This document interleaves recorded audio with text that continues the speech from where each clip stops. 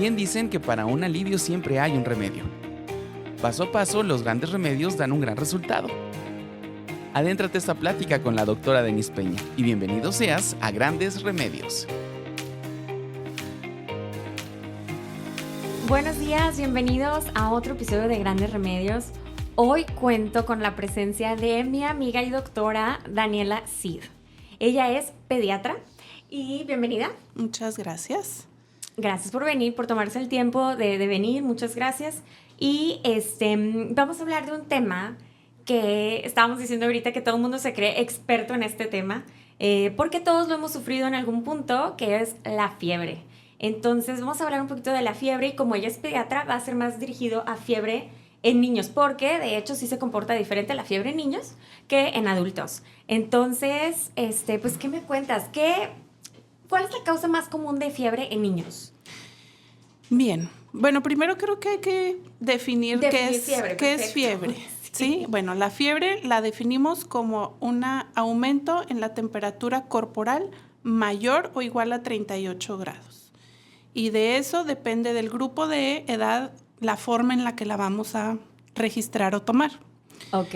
Para menores de 1 año, lo recomendable es que sea vía rectal y para mayores de 1 año, vía axilar, óptica, en el oído, o central como los termómetros actuales. Los de moda que no son de no touch. Ajá. Ok, pero luego eso es medio que... Podemos resumir axilar y óptica como preferidos. Ajá. Y porque son los termómetros también más accesibles. Sí. Entonces, teniendo esa definición, en la población pediátrica, el mayor porcentaje de enfermedades que producen fiebre son enfermedades respiratorias. Eso está como el número 1. Uh-huh. Y de esas enfermedades respiratorias, la mayoría, de un 60 a un 80%, son ocasionadas por virus. ¿A qué va el origen? Pues a que el tratamiento va a ser sintomático. Es decir, no vamos a dar antibiótico, solo vamos a controlar los síntomas que se estén presentando.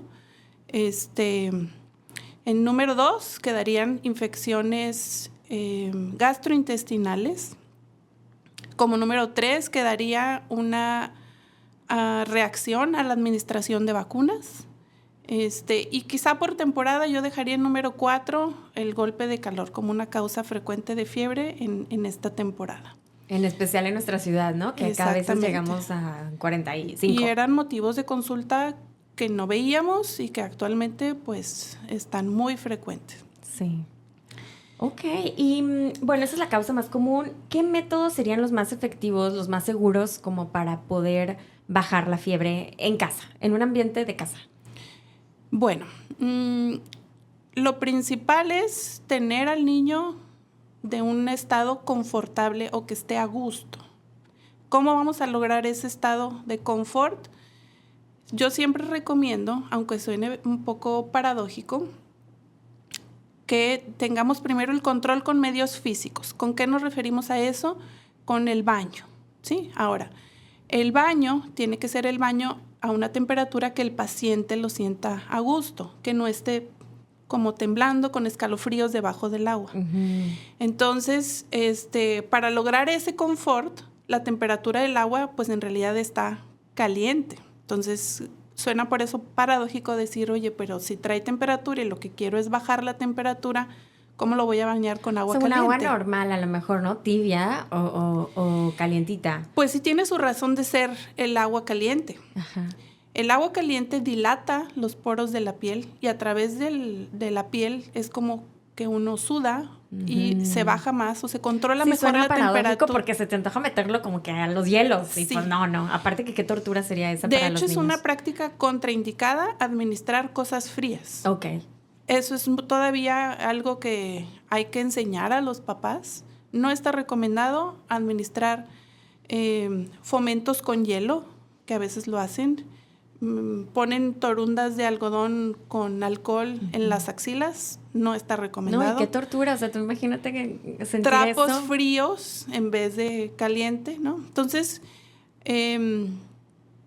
funciona mejor aplicar a una temperatura agradable para el paciente para lograr esa dilatación de los poros y que baje la piel. Okay. Entonces, ese es el método número 1 en casa. Uh-huh. Método número 2, ayudarnos de medicamentos. Y de esos medicamentos, los 2 principales medicamentos antipiréticos es el paracetamol, que también se conoce como acetaminofén, y el ibuprofeno. Afortunadamente nos ayudan un poquito ya los medicamentos que venden porque ya nos ayudan ahí con un poquito la dosis. Sin embargo, es una dosis que siempre en pediatría lo debemos de ajustar por el peso del paciente.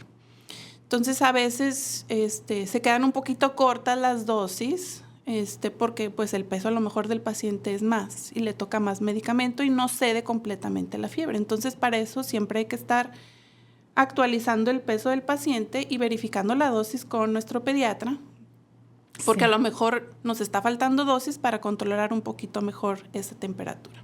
Okay. Y la otra parte es mantener un estado de hidratación adecuado en el paciente.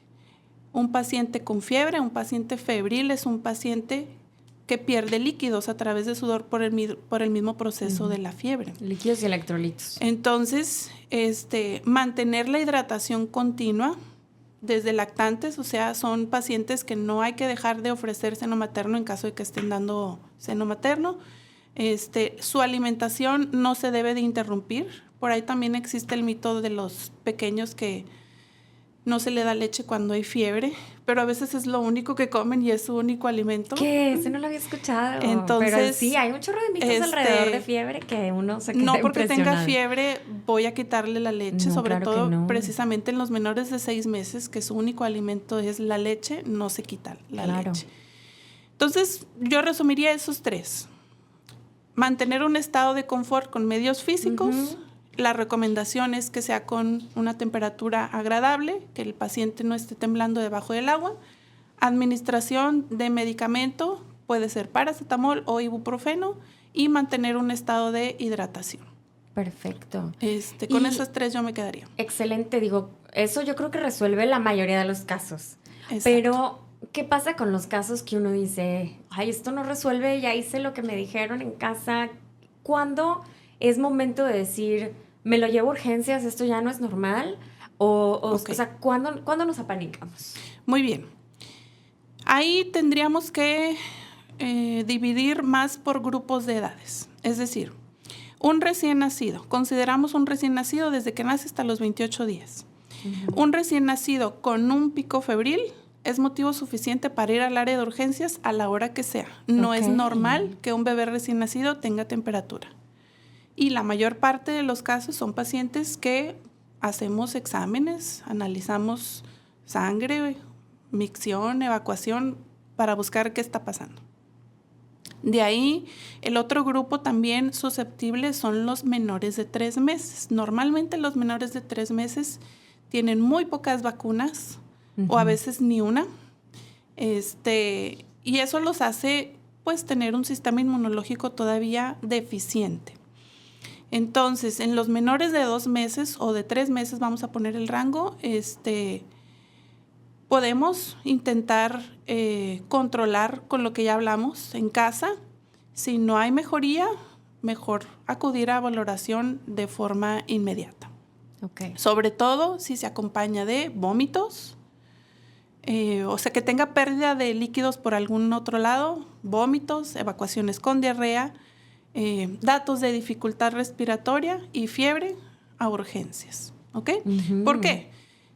La principal vía de administración de los medicamentos es vía oral. Si no tenemos asegurado la vía oral porque es un paciente que está vomitando, no me voy a esperar hasta el otro día a buscar al pediatra. ¿Por qué? Porque primero tengo que controlar que el paciente tenga una buena tolerancia a la vía oral. Ok. De ahí, pacientes entre los 3 meses y los 2 años, dependemos del estado del paciente, ¿sí? Casi siempre todos los pacientes, lo notamos uno como papá, son pacientes que se decaen o pacientes que pierden esa actividad que normalmente tienen los bebés, y es cuando uno dice, a ver, déjame lo reviso porque no es normal que esté tan callado. Tan apagadito, que esté sí. Ok, detectamos temperatura, pudimos controlarla con lo que ya hablamos. Se le quita la fiebre, el paciente mantiene un buen estado, te sigue comiendo su pechito, su leche, o sigue comiendo comida. Eso te da la pauta para decir, ok, no es una urgencia, me puedo esperar a lo mejor al día de mañana o más al rato, lo puedo llevar en una hora pues normal a consulta. Horario de oficina. ¿Sí? Como ya hablábamos al inicio, la mayoría de las enfermedades infecciosas en la población pediátrica son enfermedades virales y casi siempre todo lo viral cursa de 48 a 72 horas con un cuadro febril, se quita y el paciente se recupera. Sí. Entonces, yo dejaría, por ejemplo, a los mayores de 2 años esperar ese lapso de tiempo que uno como mamá siga controlando la temperatura en casa y que sigamos viendo ese estado positivo de bienestar. A lo mejor te come poco, pero te come. Sí te toma líquidos, pero se le quita la fiebre y el paciente se ve bien. Podemos dejar ese lapso de 48 a 72 horas como en espera y depende de cómo siga, depende de qué tan persistente sea la fiebre. Hay fiebres que a veces damos medicamento y a las 4 horas está regresando. Ahí ya sugeriría entonces ya buscar ayuda de un pediatra porque entonces ya no piensas en algo viral. Dices, hay algo que no está dejando que ceda la fiebre por completo y ahí pues sí amerita una revisión más exhaustiva. Sí. Y bueno, hemos escuchado y bueno, pues mi razonamiento fisiológico también me lo dice, o sea, la fiebre es una respuesta del cuerpo. Exacto. Es una respuesta que qué bueno que la tenemos porque nos ha ayudado a lo largo de la evolución a combatir enfermedades y a darnos estas pistas de que nos estamos enfermando. Entonces, pues la fiebre también tiene algo como positivo en ese aspecto. ¿Tú la consideras así, como tiene un punto beneficioso? Definitivo. La fiebre no se considera por sí sola como enfermedad, es un síntoma. Pero como bien lo dices, a veces es la única forma en que nos damos cuenta que el paciente está enfermo. No trae nada más que la pura fiebre. Entonces es como una llamada de atención de que algo está pasando con nuestro niño. Es un mecanismo en respuesta a un agente infeccioso que por ahí anda circulando. Y cuando se produce la fiebre, o sea, cuando hay una elevación de la temperatura corporal mayor o igual a 38 grados, suceden varias cosas. Quizá lo notamos mucho en las mamás. Tienen piloerección, o sea, se nos paran la piel chinita. Hay pacientes que tienen manos frías o pies fríos. Y hay pacientes que si uno toca así el área del pechito, sientes los latidos del corazón aumentados, que eso lo conocemos como taquicardia. Todo eso que sucede es un mecanismo natural que tenemos para que nuestro sistema inmunológico, nuestros linfocitos, nuestros leucocitos, nuestros macrófagos vayan y se dirijan al sitio donde está la infección. En un cuerpo caliente, en un cuerpo taquicárdico, actúa más rápido nuestro sistema inmunológico. Entonces, como que todo tiene su razón de ser. Su razón de ser, exactamente. Hay un dicho que dice que no hay que tratar el termómetro, hay que tratar al niño. Sí. Porque a veces como que nos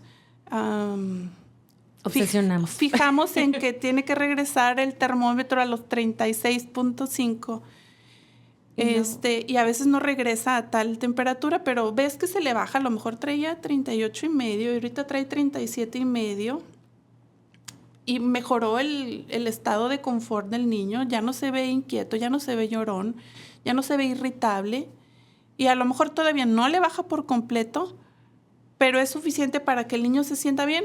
Ahí nos quedamos. Perfecto, sí. Entonces, sí se considera un mecanismo de defensa. Exactamente. No es el enemigo. No es el enemigo. A veces es el único síntoma con el que las mamás nos damos cuenta que algo está pasando. Afortunadamente tenemos ese mecanismo de defensa. Específicamente, por ejemplo, posterior a la aplicación de vacunas, es muy frecuente que tengamos picos febriles durante el día de la administración o probablemente el siguiente día de la administración de la vacuna. el tratamiento es igual, mantener un estado de confort. Si hay fiebre es un dato positivo, ¿verdad? Es un dato que está despertando nuestro sistema inmunológico, ¿verdad? Y finalmente es lo que queremos, tener una memoria inmunológica de una enfermedad. Perfecto. Pues creo que ya me contestaste todo. Me faltaba la pregunta de cómo le hacemos para que los niños estén más cómodos, pero igual me lo platicaste un poquito. Que fue esto de ayuda también medios físicos. Al inicio de los síntomas, cuando a veces detectamos a lo mejor lo que llamamos febrícula. Febrícula es cuando estamos entre 37.5 y el 38. Que a lo mejor el paciente todavía no está tan sintomático, ¿verdad? Es válido arroparlo con una manta o con un cobertor ligero, ¿verdad? Podemos administrar algún medicamento antitérmico y de los que ya hablamos. Podemos dejar en espera el control de medios físicos y a veces con eso es suficiente para controlar la temperatura. Lo que sí no debemos de dejar de lado es su estado de hidratación. Y si no se puede mantener su estado de hidratación porque adicional a la fiebre exista vómito o una intolerancia labioral, entonces hay que ir a consultar porque primero tenemos que recuperar esa tolerancia labioral para poder seguir dando medicamento. Excelente, pues muchas gracias. Se me fue rapidísimo las preguntas y se me fue muy rápido este episodio. Hay más temas de niños que me gustaría luego tocar, entonces ya sabes, vas a seguir invitada. Pero ahorita pues muchas gracias por este tema. Así como anécdota, yo les platico que sí, cuando mi hijo tenía como 2 meses, le dio fiebre. Me quería morir, o sea, y eso que soy doctora y eso que sé que estaba pasando, pero yo así de, ¡oh! Y corrí, o sea, me valió que sí, corrí y fui con Dani a preguntarle que lo revisara y que lo viera y todo. Finalmente no fue nada grave, efectivamente, a los 2-3 días ya estaba perfectamente bien, pero estando tan chiquito, la verdad que sí me asusté bastante y por eso quería tocar el tema, porque sí es un tema que, o sea, todos hemos tenido fiebre en algún punto, pero viéndolo en nuestros hijos como que te asusta mucho. Ahí actuaste como mamá, definitivamente. Sí. Sí. Es una reacción normal. Totalmente. La fiebre, también hay que tener en cuenta, porque es como la creencia o la urgencia de querer bajar la temperatura. No deja sordera, no hay ceguera secundario a la fiebre, no hay retraso mental secundario a la fiebre, pero sí hay un porcentaje muy bajo de pacientes, que es entre un 2 y un 4%, que de la fiebre podemos evolucionar a una crisis convulsiva febril. ¿De qué depende el que lleguemos a ese grado o no? Hay una base genética. O sea, el paciente que llega a una crisis convulsiva febril tiene una susceptibilidad genética y casi siempre tiene un familiar cercano directo que también la ha pasado. Entonces, en la mayor parte de la población no vamos a llegar a ese nivel independientemente del grado de temperatura. Entonces, yo creo que por ahí va también a veces la urgencia, la necesidad de luego bajar la temperatura por no querer llegar a esos niveles. Así es. Y aunque la presentara, no es un paciente que vaya a quedar con alguna secuela neurológica secundaria a una crisis convulsiva febril. Sí, entonces excelente. Hay que verlo más como algo positivo, más que como algo negativo. Exacto. Como algo que se debe de atender definitivamente. Y yo dejaría más bien la atención en un área de urgencias dependiendo del grupo de edad y dependiendo si hay tolerancia o no a la vía oral o se agregan otros datos de alarma. Exacto. Ok, muchas gracias. Pues bueno, muchas gracias por escuchar otro episodio de Grandes Remedios y recuerda, tú eres tu gran remedio. Acompaña a la doctora Denise Peña en el próximo episodio y seguir entendiendo y aprendiendo los grandes remedios.